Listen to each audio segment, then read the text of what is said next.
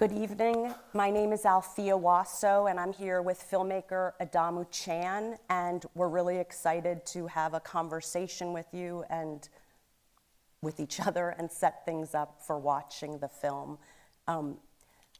So one thing that would be so interesting to hear is how you came to make this film and just your journey from observing other people making films in this context to becoming a filmmaker and how the project evolved. Thanks for the question. Thank you all for being here. So the film is about my time being incarcerated at San Quentin and being a part of a media team there that was making films inside of a prison, and probably maybe the only people, definitely the only people in California, maybe the only people in the nation, maybe the only people in the world from inside of a prison that had access to film cameras.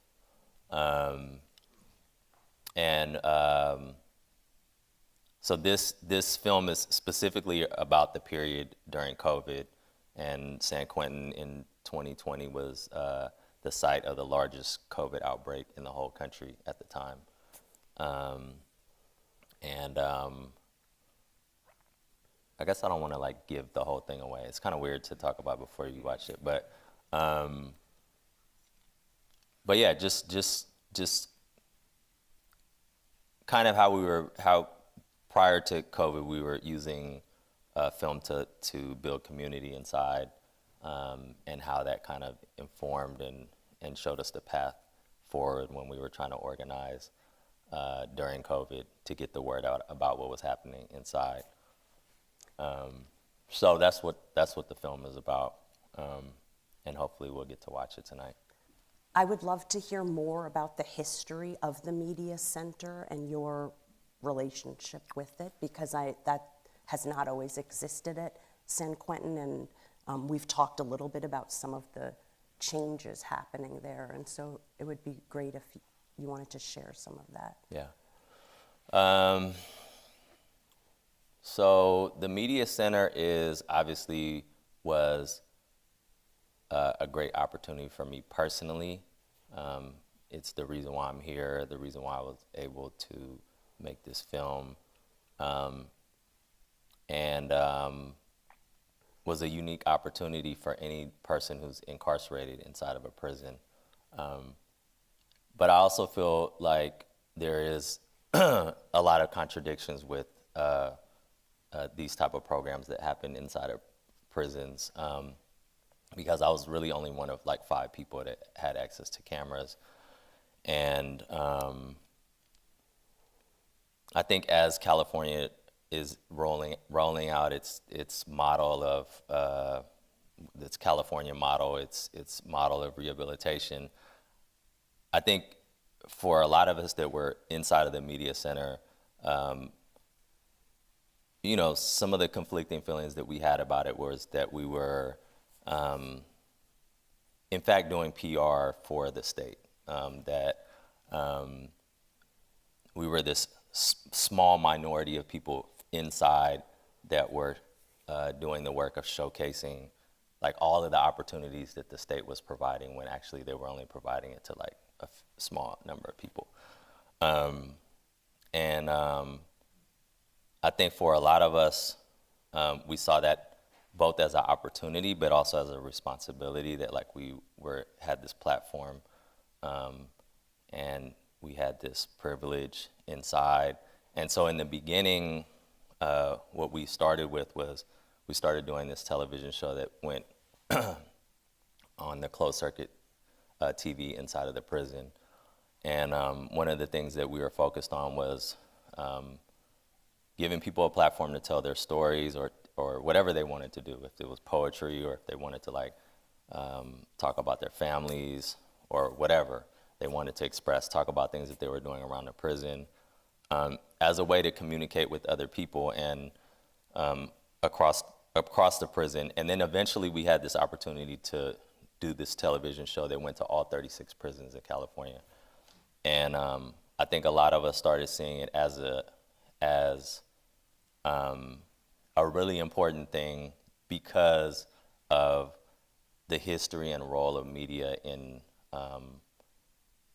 basically like as a tool of the state to incarcerate so many people, like to create narratives about people and about their communities as this way to do basically the unthinkable, which is like lock people away in cages for decades. And that it was so important to people for them to be able to see themselves like represented by their peers, to see themselves like on television, to see themselves like represented in media in ways that was not about them being monsters, was not about them, but being represented as like normal people, right? With things that they wanted to say, whatever it might be. And I just felt like that work was hugely important. And people who would come from other prisons would tell us, like, I was so inspired. I was in a prison that was way far, way out in the middle of nowhere, and I saw this thing on TV, and I saw you, and I felt like you were speaking to me. And I saw these videos that y'all were making about the people that were in this community here in San Quentin, and it inspired me to do something more or think about or expand my mind or whatever. And when I got out in 2020, I think I wanted to take that with me and try to, what was the next thing that I was going to do besides that? And that's what led to this film. So it's so interesting what you're talking about with the creation of the work, the collaboration in the media center, then it being screened at San Quentin, and the expansion across the state. Can you talk a little bit about how are people viewing the film? Is it individually, like what kind of screening situations? Like how are people watching the works that are circulating or being screened in the different state prisons?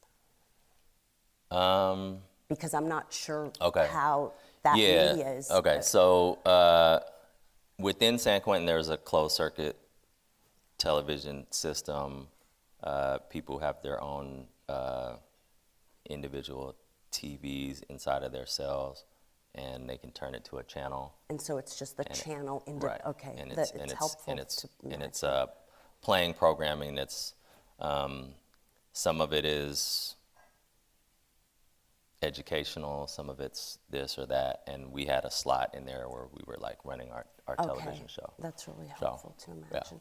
Yeah. Another thing that would be interesting to hear more about is just how the project evolved from when you were incarcerated to being released, and just over time through different conversations, collaborations, work with other artists or other organizers, just how the project evolved. And I have to, because we haven't screened it yet, I just want to say how beautiful and stunning the film is, and share that with you, and just how grateful I am that you're here and to be in conversation. Thank you. Appreciate that. And thank you all for staying. Thank you.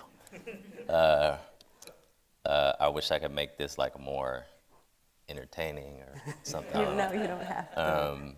We just want to hear your thoughts.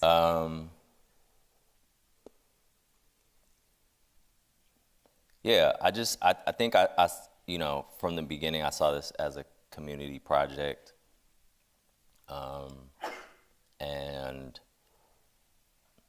I also don't want to like give away the whole thing, but I'm just like, this is a thing that I wanted to do with my friends. It was a thing that I wanted to do with my community, and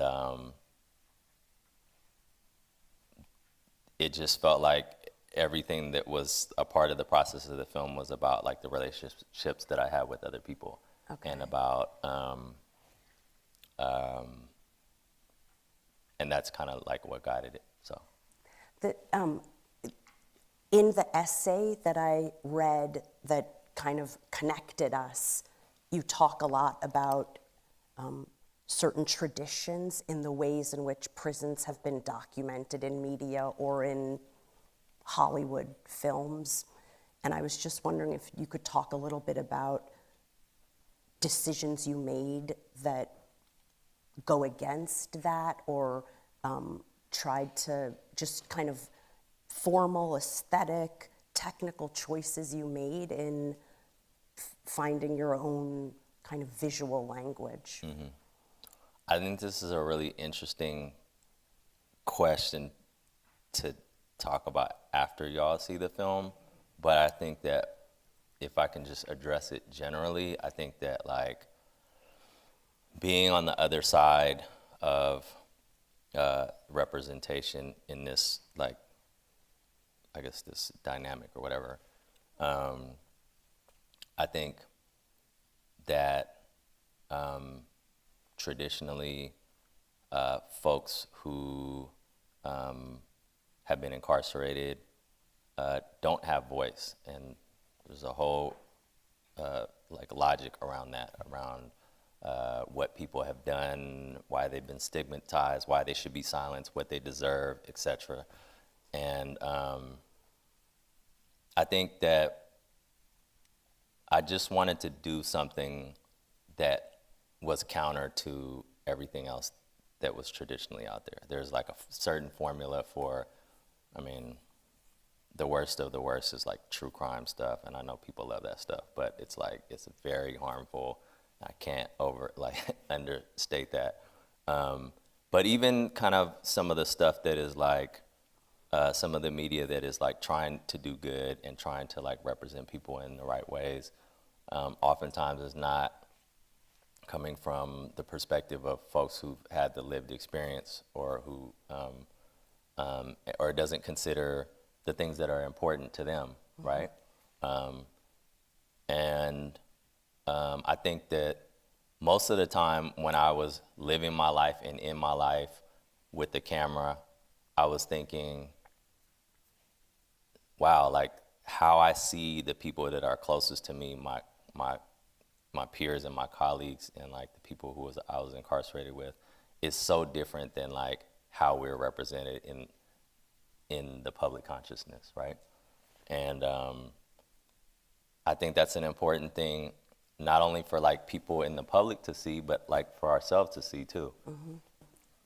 I also am interested in some of the other kind of organizing and activist and like participation in work you've done. For example, when you went to Norway, and kind of like your particular position and how it might maybe differed from the group you were traveling with, what the context of that trip mm-hmm. was, and what insights you took away, and how you came to do that journey, and what kind of work it did, because it's interesting the specific lived experience you have and how it is going to enable different perspectives from mm-hmm. your colleagues that you were traveling with. Yeah, I went to Norway in, I think it was 22, and I went with a delegation of public health scholars, people, and visited the prison system out there. Yeah, I think I was prepared to see something that was very different and hopeful for me, that like, I don't know. But I was also I'm also a very cynical person. I was also like skeptical about like what I was gonna see. And I think while I was there, it confirmed what I believe, which is that like I don't think that like prisons like belong in any society. And even the best prison that our world has to offer still to me felt like a failed system. And Norway was not like the way that it's portrayed in the media. It was much like California. I mean, it's a different society. It's not a society where like there is like this huge population of people who don't like have their basic needs met. It's not that type of society, but yet and still like the prison is like a dumping ground for people that the society does not want or like feel like is normative.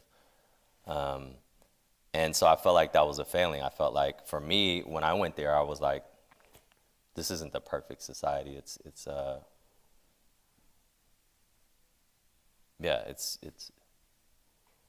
prison. I don't know what else to say. Yeah. I also would be interested in the essay that I shared with students in my graduate seminar. You talk about actually the experience of filmmakers coming in and making works and the kind of power dynamics in prison between filmmakers and people who are incarcerated.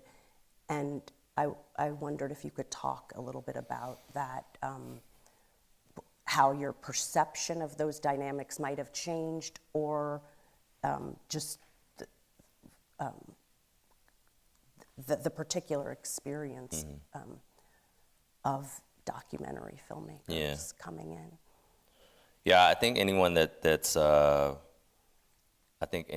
gone inside of a prison as a free person has the experience of,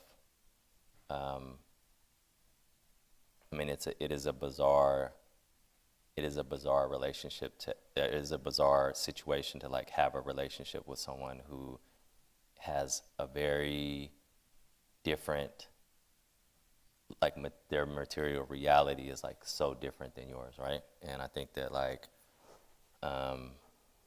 oftentimes people convince themselves that like, they can transcend these differences. And I think that's possible in a certain sense, but I think it also can be like harmful in other situations too. I just think that like, to think that like a billionaire could have like a healthy relationship with someone who's like eating out of a trash can or something like that, it just doesn't seem conceivable, right? Like we don't feel like that doesn't feel like that's something that like would have a long term, right? Like at a certain point, the dude who's eating out of the trash can is gonna be like, why am I eating out of a trash can and you're flying in a private jet? And so I think that I think there's like a parallel there in the relationships that people like try to have across walls, right? And I think that like when I've seen people organizing together and like the relationships that people have with their families and their loved ones, I can see that there's a transcendent type of dynamic there. But I think when you talk about film, it's a situation where people are beholden to producers or production companies or their audiences, and ultimately to like money. And I think that makes the situation even more, I don't know, toxic or whatever, but like it can make it harmful. Some of these contradictions and power imbalances come up in our conversations about the San Quentin Film Festival, and the Times had an article like star-studded film festival, and I would love to hear a little bit more about your thoughts about kind of the potential of cultural production and drawing attention to communities doing creative, intellectual, and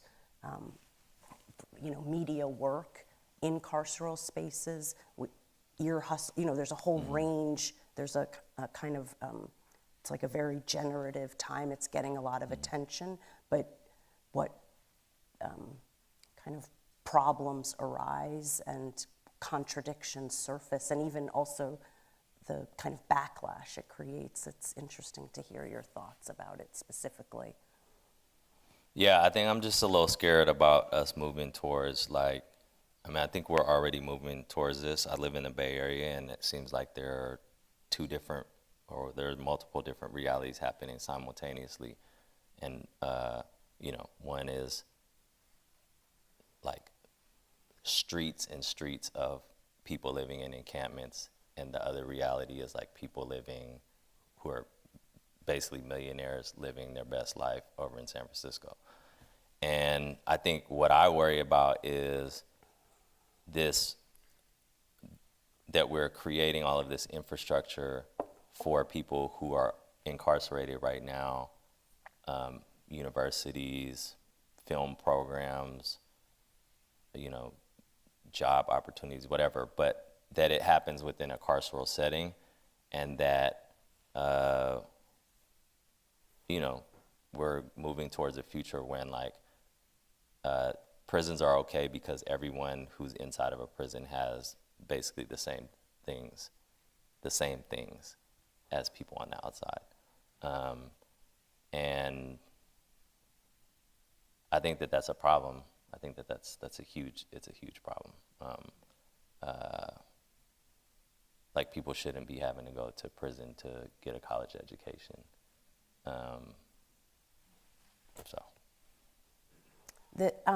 Or to experience their first film festival or whatever.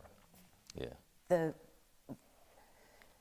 The question of just the celebrity participation, and I'd be interested to hear more about.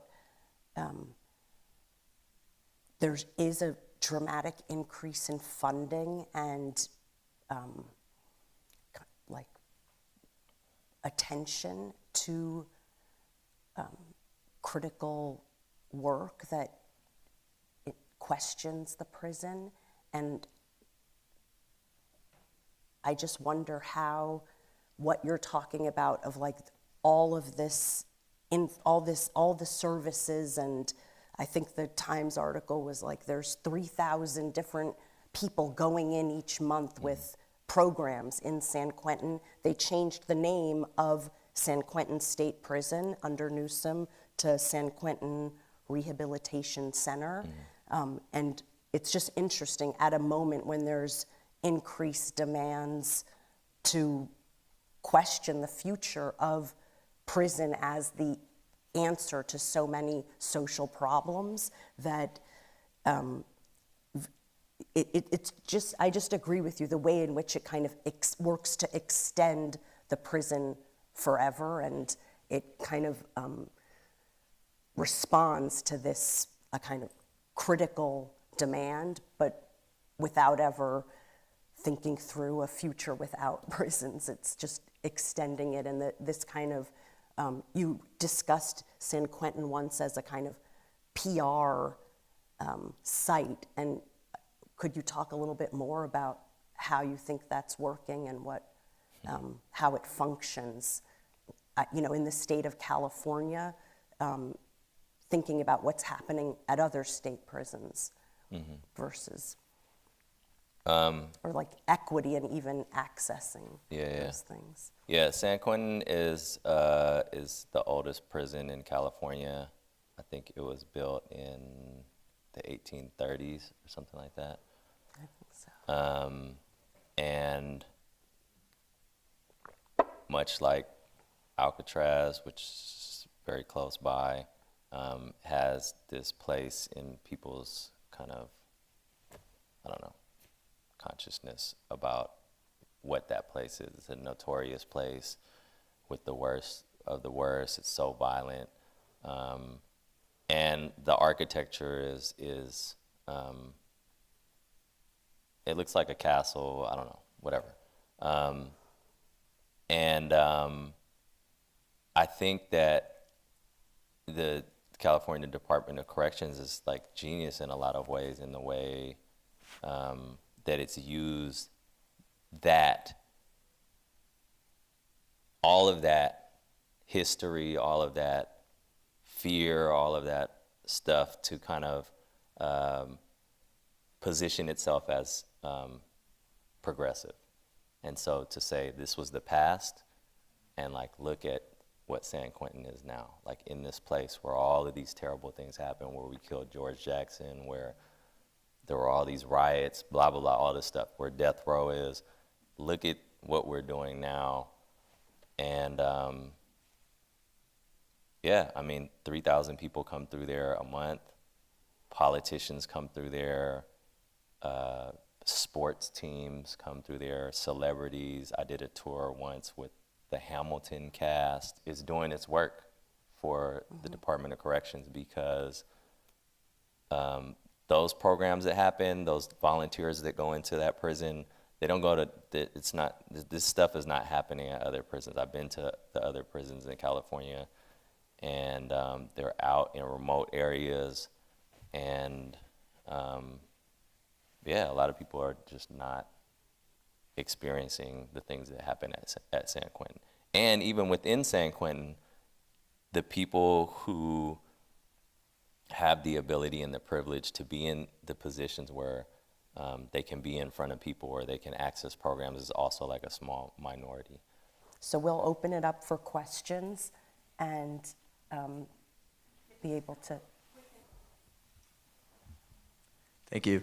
Hello, Professor Wasow and Adamu. I'm Matthew. We've been emailing back and forth. So it's a pleasure to finally meet you in person. This is my second time actually watching the film, and I still like smiled throughout it. It felt like a whole different time watching it a second time. So I actually watched it the first time on YouTube, and so obviously that's more of a social media, and there's like comments and engagement. And so I kind of just wanted to go through the comment section because there seemed to be a few comments. You know, I was really happy after finishing it, and so I was in a really good mood. And one of the first comments kind of disturbed me or kind of disappointed me, but I don't know if it was from my own bias. But the comment said, "I stopped watching after 2 minutes. I can tell this is about people who won't take responsibilities of their crimes and always blame everything to the system." And to me, it wasn't the first. So when I went on the social media pages about like this film, I unfortunately found even more comments like this. And obviously, we live in America, so there's a lot of people that feel this way, and a lot of people that actually enjoy the prison system that we have. What if you could talk to these people like one-on-one, maybe? What is a conversation you'd like to have with them when they say these type of things? Thanks for your question, and good meeting you. And I also want to thank the professor for inviting me, and for all of y'all coming here. I really appreciate it, sitting through the difficulties. Yeah. Your question about what conversations I would want to have with people who maybe don't feel like I should have the platform that I have.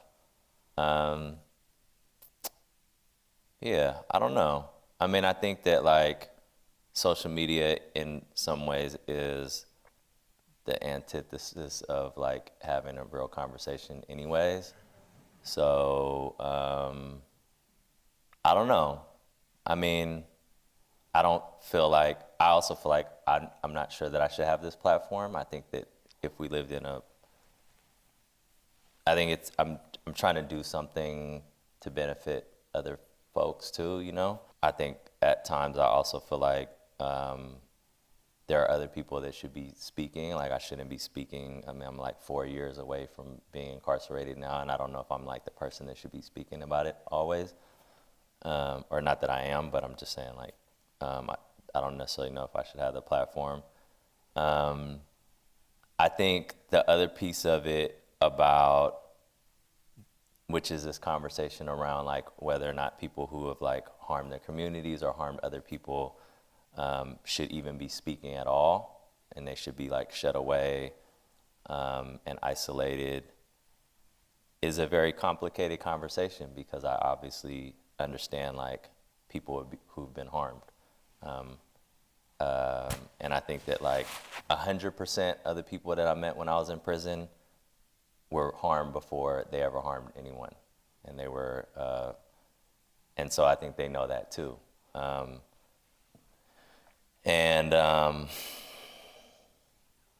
So, I mean, I think I agree with you. I think that there do need to be more conversations that people have about these things. I don't think that, like, I think anyone who understands, like, cycles of violence and who understands that, like, prison is violence, this is state violence that we're enacting on people, and, like, we don't really understand, like, the impacts that it actually has on people or, like, on their families, their communities, their children.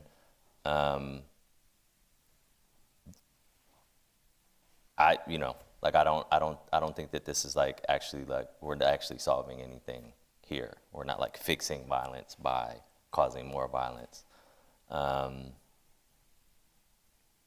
So yeah, I mean, I don't know how that conversation goes. I think it's an ongoing conversation. I think it's a conversation that we're trying to have publicly.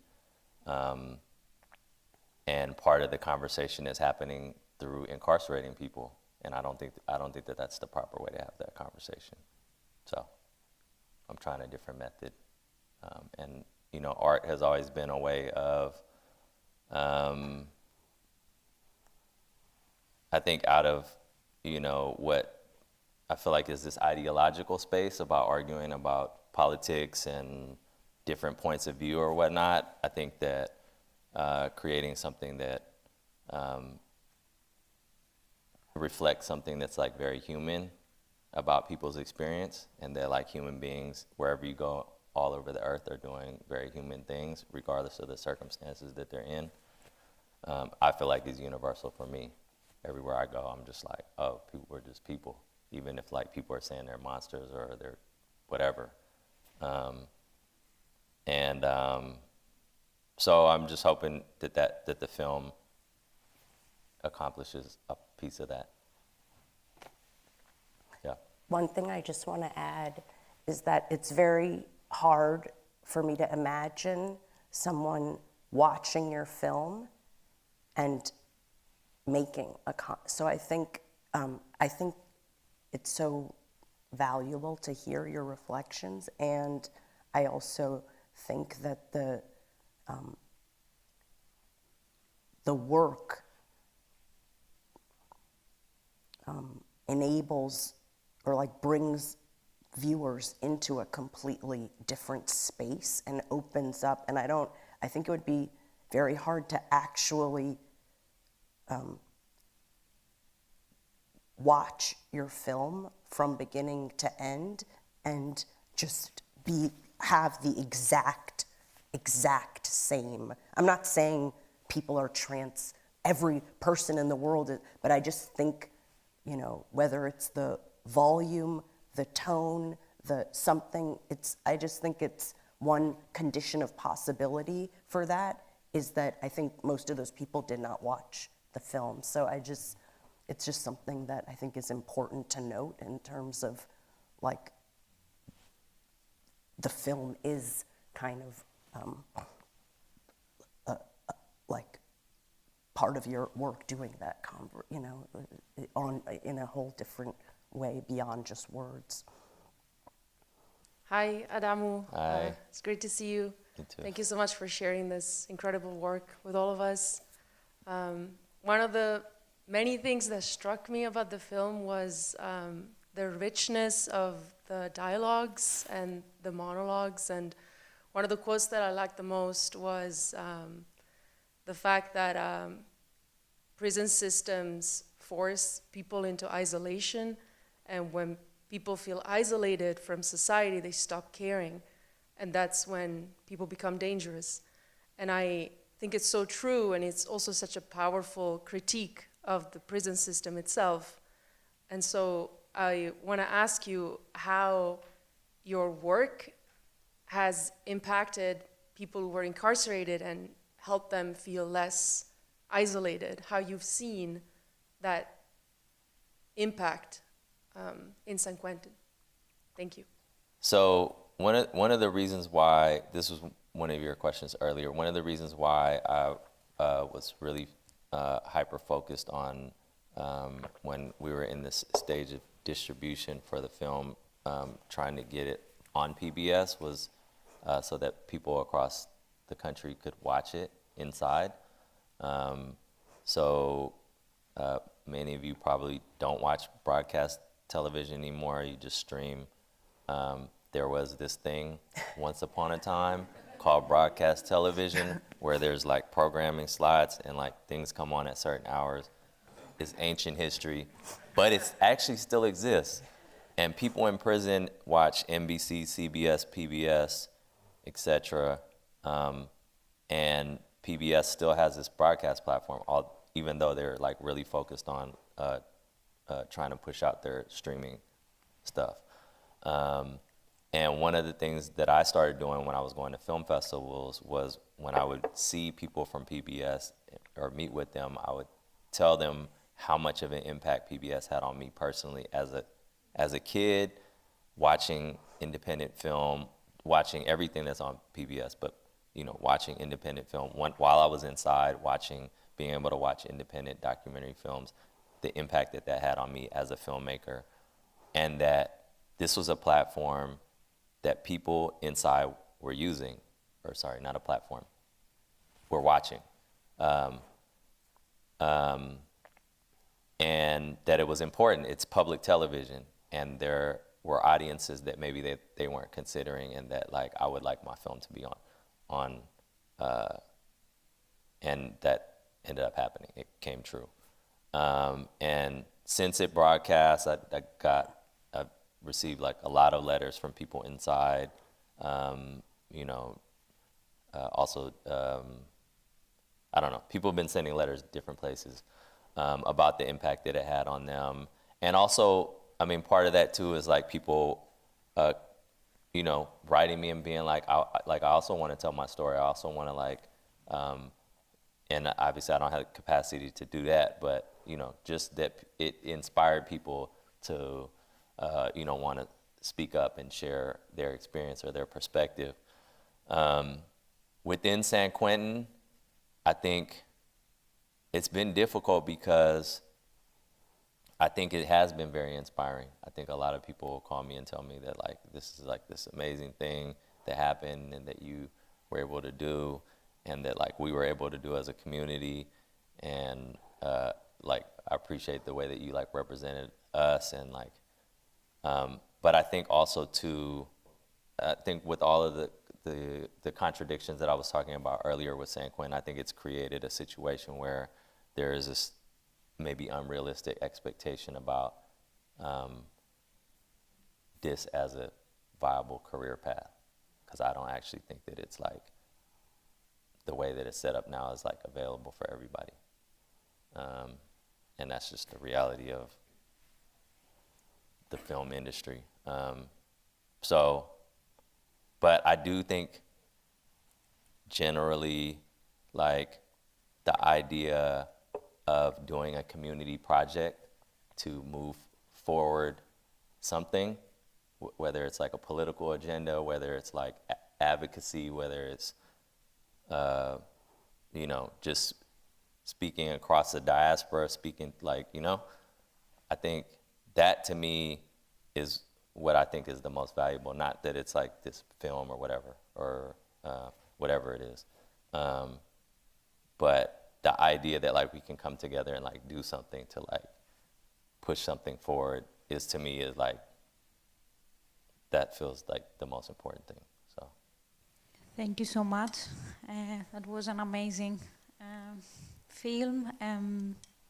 Something that I had the idea before watching the film was how you're gonna deal with belonging. And for me, all forms, material forms you used, the hug, the letters, everything has been alternative forms of belonging and community. And I can't agree more with someone said earlier that your film is like, an excellent,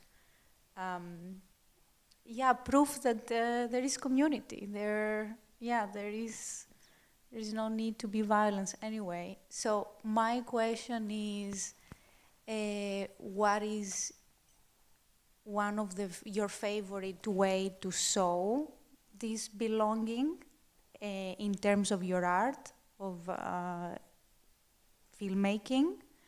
and also how do you feel yourself as a person, not only as an artist, belonging, the where do you belong most, or yeah, in the ideal way.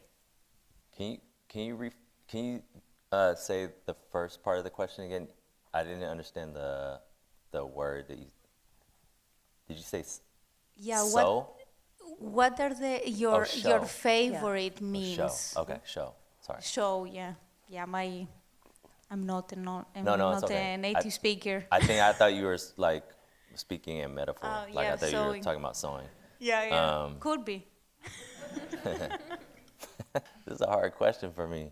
I mean, I think, you know,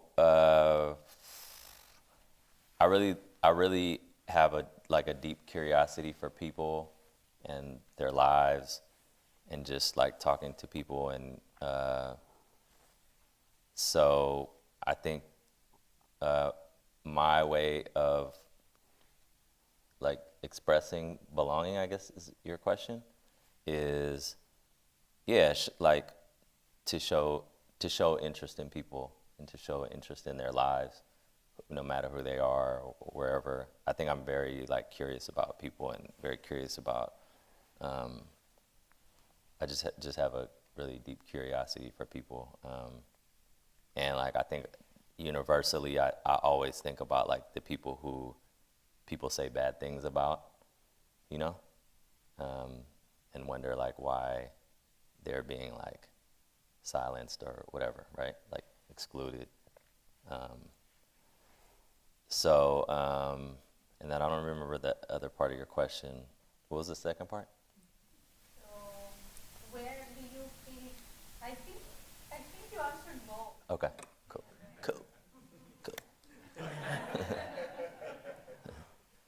Thank you so much for being here and for this just completely moving, eloquent film. I'm intrigued by something you said earlier about how much you disliked and thought it was really harmful true crime dramas, because they are so hugely popular now. And I was wondering, you know, what all are you counting under true crime? And just say a few of the things that you think is really harmful about our getting our impressions through true crime dramas. Yeah, thanks for your question.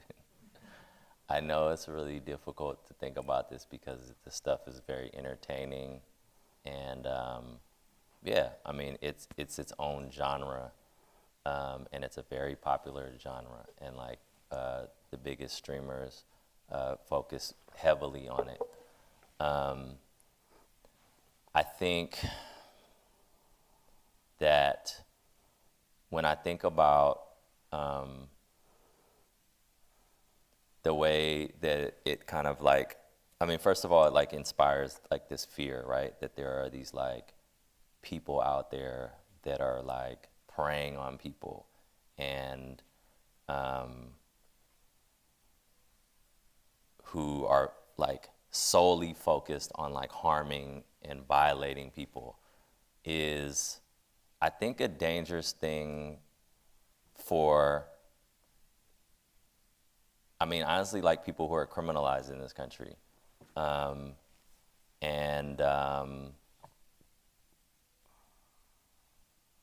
just think that like, yeah, sometimes what is entertaining to us is not the best for us. And most times, probably not, yeah. And I mean, there are people that I know that are close to me that like can't stop watching that stuff.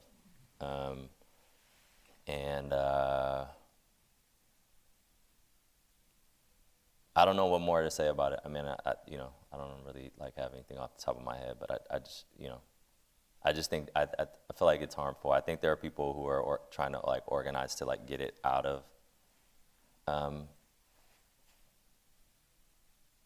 or at least try to provide alternative like storytelling. Yeah, it's fictional. but it's like cloaked in this like realism stuff, right? What are your favorite true crime shows? I feel like you're like trying to defend it. It's cool. I don't judge you. Are there ones that you like? Well, one of my questions was, what all are you counting as true crime? For example, we're here in the Pollock Theater of the Carsey-Wolf Center, you know, and so Law and Order and its empire, you know, are one of the many ways that we consume, often obsessively, lovingly consume. But then there's also all the cop shows. I mean, Dateline. I love to hate it and hate to love it. You know, so I'm just wondering, but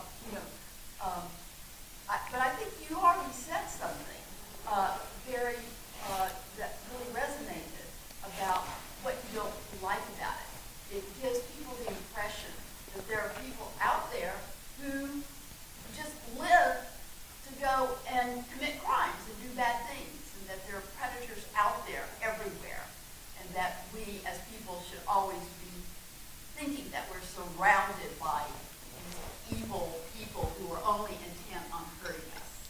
Yeah. I mean, I would say that, like, you know, just as like Rasan was saying, that like, you know,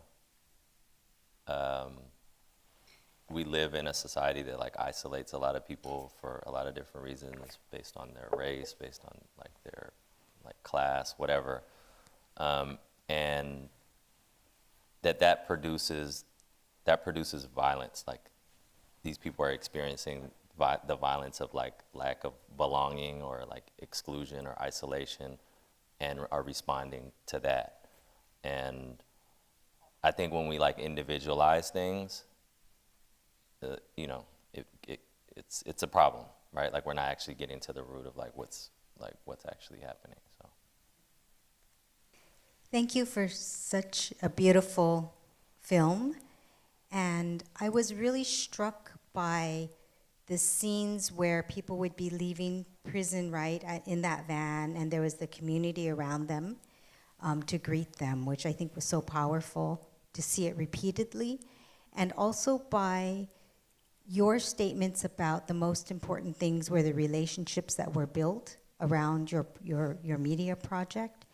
And I was also struck by the ways in which the kind of tenderness and the openness expressed by the men, right, inside, seemed to counter the kinds of stereotypes, at least, right, of prison masculinity.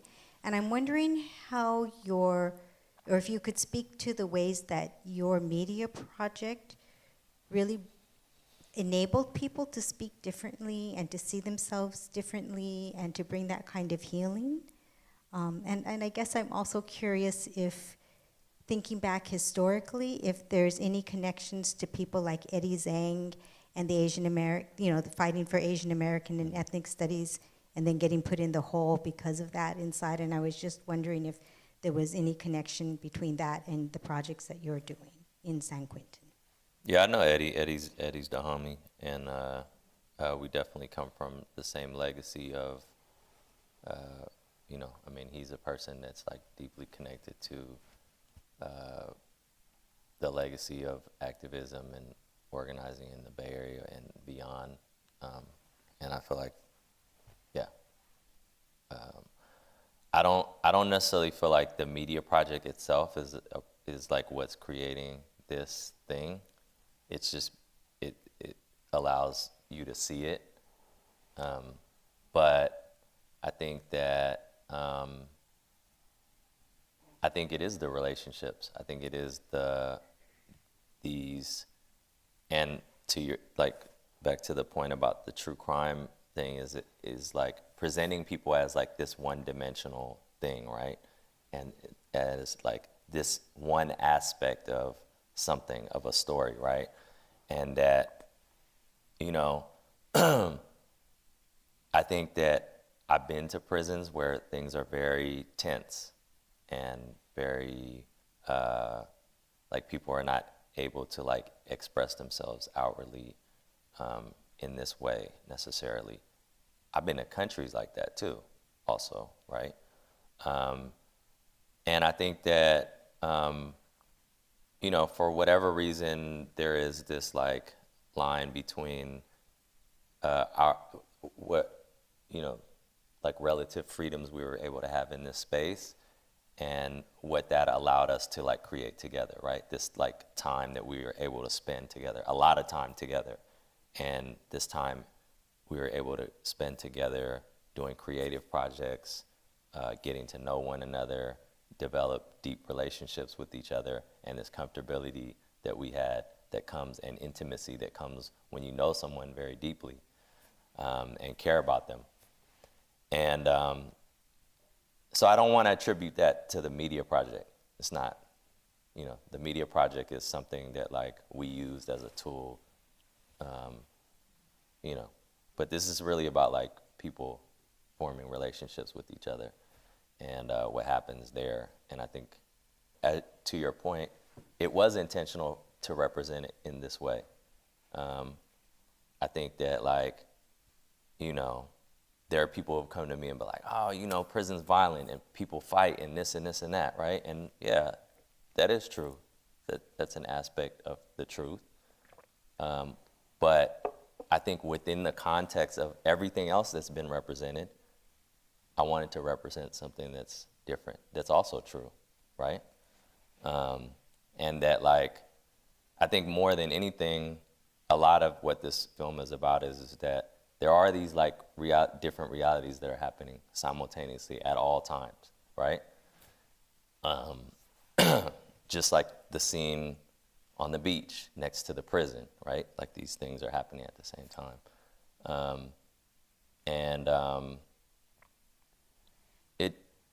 It's like a questioning of like what truth is and like what your perspective is and like where your vantage point is and where you're seeing things from. And so thanks for your question. Yeah.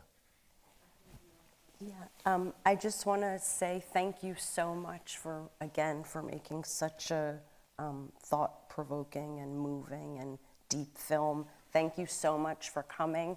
I know you're working on another film right now, so I hope you'll come back and screen it and we can talk more about all the future films you're going to make and with your community and on your own. Thank you so much. Thank you. Thank you.